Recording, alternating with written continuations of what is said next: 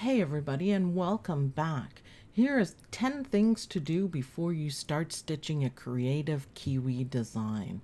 Number 1, print your instructions. This is really important. The instructions give you step by step of everything you need to know, but also everything you need to know to get started. If you look down at the bottom, you will see the finished sizes for each size of the project, so you know which one to pick. And if you look on the second page, it's going to give you a list of materials, including the stabilizer you need, the batting, and the exact sizes of the fabric that you need. So you can go ahead and pre-cut and have everything ready. Number 2, pick your fabric and thread. This can be the most fun of any project. Picking your fabric out, picking coordinating fabric, and also selecting the thread that complements it. I have a lot of fabric, a lot of craftsy, makes it a whole lot easier for you to do, and a whole bunch of thread, and it's really nice to make great combinations. Just make sure you have big enough pieces of fabric and enough thread to be able to use on the project that you are doing.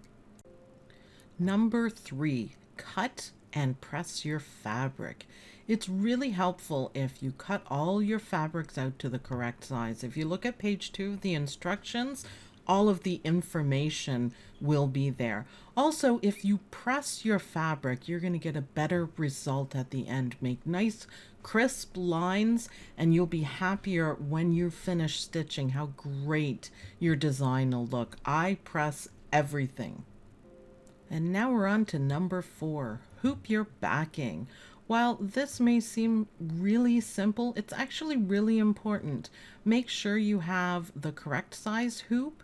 Make sure you have the correct backing, either wash away or tear away, and then you're good to go. Number 5, tools.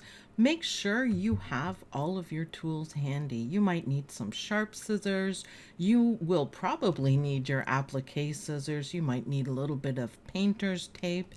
Any of the tools like that, have them nearby so you can easily get them and get to work. Number 6, pre-cut your fabric. I've done a couple of videos on how you can use cutting machines, the Brother Scan and Cut DX, and also the Cricut Maker to pre-cut your appliques for the Kreative Kiwi designs. You can also fussy cut your fabric, which is really nice.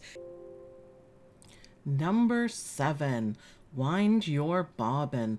This is the one I forget almost all the time. I forget to either wind the bobbin with the matching color, or I actually forget to put it in. So my solution is I just use the matching bobbin right from the beginning, and then I will have nice edges both sides.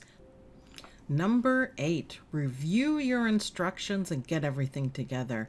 I like to keep all my instructions in a book, and just before I send to the machine, I like to make sure I have everything. So I go through the instructions for just a quick review, double check all my cutting sizes, and make sure that everything's ready to go.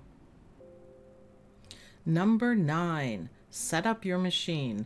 Of course, you need to send your design to your machine, either from your computer or copy it over onto a USB stick and pull it up in your machine and get everything set up. It's really a nice idea to have your thread changes all in a row because you've already picked out all your threads and have everything ready to go, and set it up on your machine for the color changes. Change the colors if you want to, but have everything ready to go and go into embroidery mode. Now it's finally time for number 10. Let's get stitching. So now you have everything ready to go, and it's going to make your stitching time so much easier. You have all your fabric pre-cut. You have all of your tools, everything's hooped and ready to go. So to me, doing the prep work is really important to have a nice stitch out. It makes it stress-free, it makes it less hectic, and you can really enjoy what you're stitching. So thanks everyone for watching. I hope you guys like this video. Please remember to subscribe to the channel and like this video to let me know that you want more top 10 videos just like this. Thanks for watching.